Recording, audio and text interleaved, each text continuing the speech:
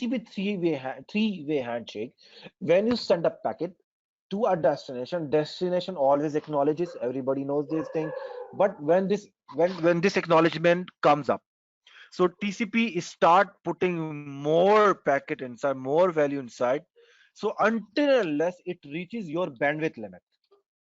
Remember the bandwidth limit, right? And when it reaches the bandwidth limit, it did not cross the bandwidth limit. So this is the TCP synchronization. This is one thing. And TCP is controlled by NetBIOS, right?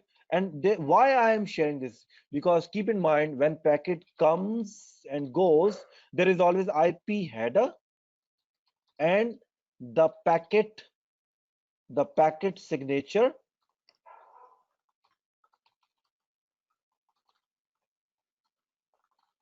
and the value, how much has been gone. Always there is always the address also inside the packet header. That suppose on 35 MB size file, you are at 20 MB file, right? And how many is left? Suppose 15 MB left, and then you have IP header address also, right? And that address have the MAC value also, and that inside the MAC, before the MAC value, inside the MAC value, you have IP source and destination also. So my point here is to tell you that, or make you understanding that in an IP header, when you try to upload or download a file, there is always a packet address inside also. So I will tell you, or I will show you how packet is addressing their side. Because when you know the packet address, then there is one attack came inside, that is called man in the middle, right? Man in the middle attack. If access the packet, right? Suppose you are at the 20th MB, then you attack the uploader or the downloader, then it will be at the halfway. Then packet knows how much packet he has sent and he has received. And if the attacker sends that I misses all the packets, then the sender will initialize from the start. Remember, there are some websites when you try to download something, and when suddenly it does is just disconnected, and it again starts from the zero.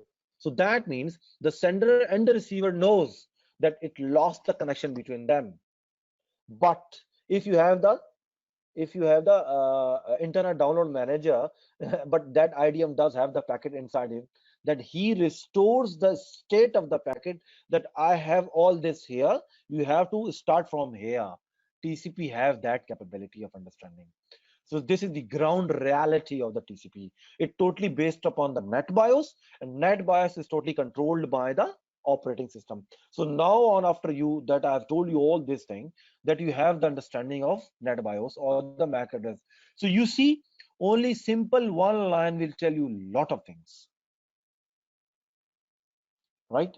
And then we have another, we do understand the network scanner here. What is the network scanner? And then we have the ARP spoofer. Okay, now what is the address resolution protocol? How many of you know the ARP? Since everybody is network engineer here, ARP work is an address resolution protocol, and it binds the IP with the MAC address inside the switch, right? Am I right?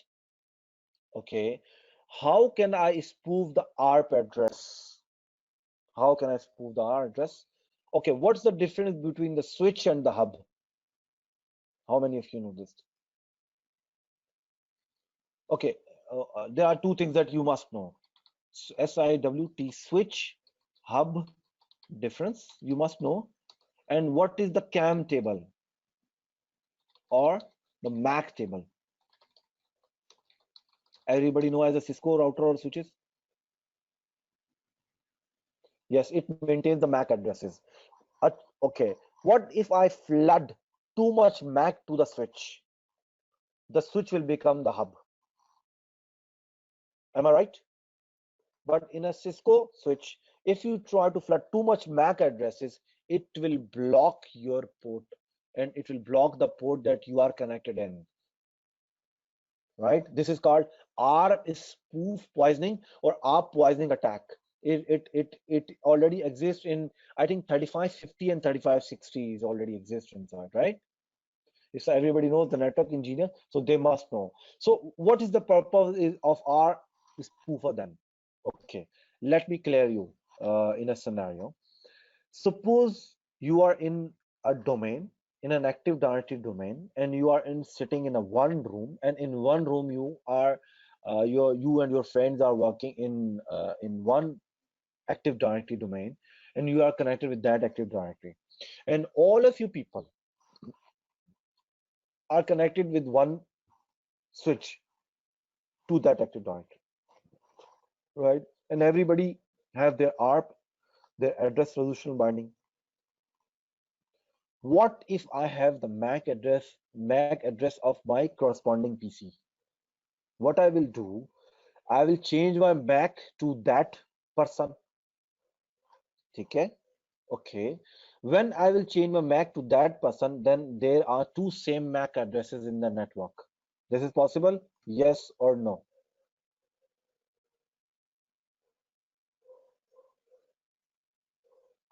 Can we have two same MAC addresses in the switch in the network domain? Yes, we have, but security devices will alarm it. Suppose if we have, don't talk about the security devices. Yeah, if we have, then it will send the, so everybody can see it very clearly in my front window. So first we will understand what is ARP spoofing. Then we will say redirecting the flow of the packets in a network using ARP spoof, creating an ARP response, sending an ARP responses, extracting MAC addresses from responses, ARP spoofen detector, then we will detect ARP spoofer, running Python program on Windows, capturing, analyzing ARP responses, and detecting ARP spoofing attack. Now you see in this course outline, we are creating ARP spoofer and we are protecting people from ARP spoofer. You do realize here that you see we are first creating the ARP spoofer and then we are detecting it, right? So can switch do this? No, no switch cannot do this. Keep in mind. So this is the course content of the ARP spoofer. So we are writing the code with the ARP spoofer. We are creating the ARP spoofer and we are detecting it then ARP spoofer, right? Now we have another is the packet sniffer. Okay, everybody knows the packet sniffer. It's very easy. How many of you work with the Wireshark? How many of you work with the Wireshark? Wasim, did you work